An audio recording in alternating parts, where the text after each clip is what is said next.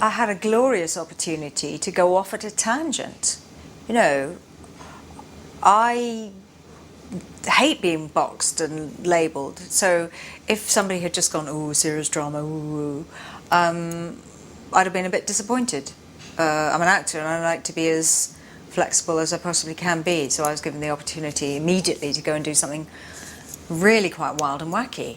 You know, I think I knew that, you know, this was somebody with a lot of power, but far too young really to deal with it.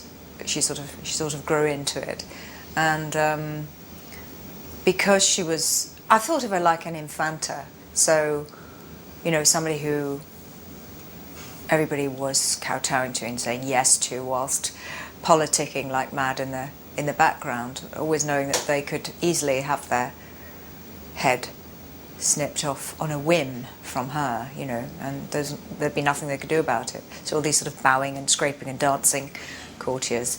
She was obviously somebody who had crushes, because, I mean, let's face it, I don't think she ever did anything of great significance with boys. So I think she had, you know, crushes. It was sort of like the Pony Club and Men in Tights, you know, perfect combo for her. She big bulbous tights, but it never really, nothing ever came to fruition, so she was always in that sort of suspended state of not quite adolescence, you know.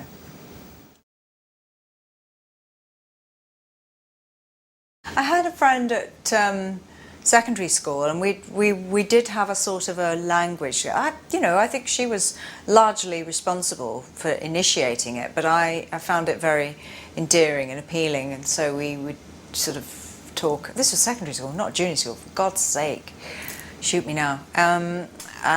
We would just talk in this, you know, slightly sweet, little girly kind of way, and slightly whispery sometimes, and, you know, and sort of just talk like that, and it was like a little baby voice kind of thing.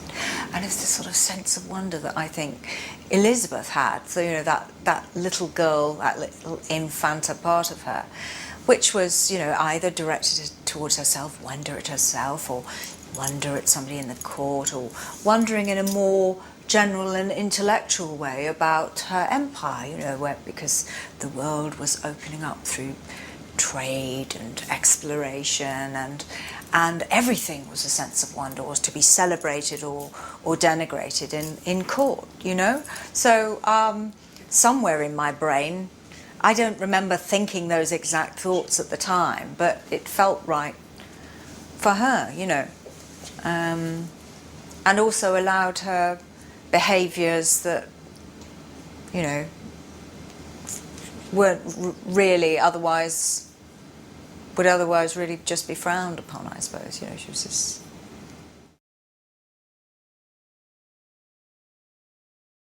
I mean, Stephen is he's so solid crew, you know, he's fantastic.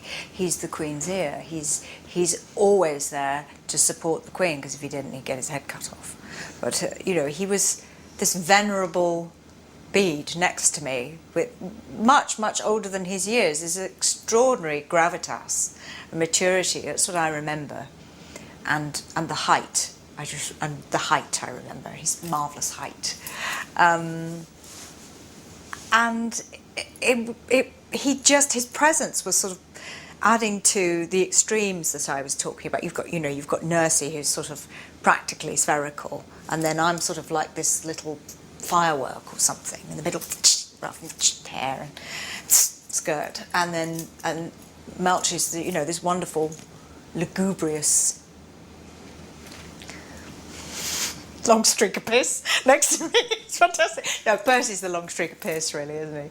But I thought it was wonderful, and it reminded me of his character reminded me a bit of something I used to watch all the time, which was Noggin the Nog. There's Thor Nogson. He reminded me a little bit of Thor Nogson, so I was very taken with him.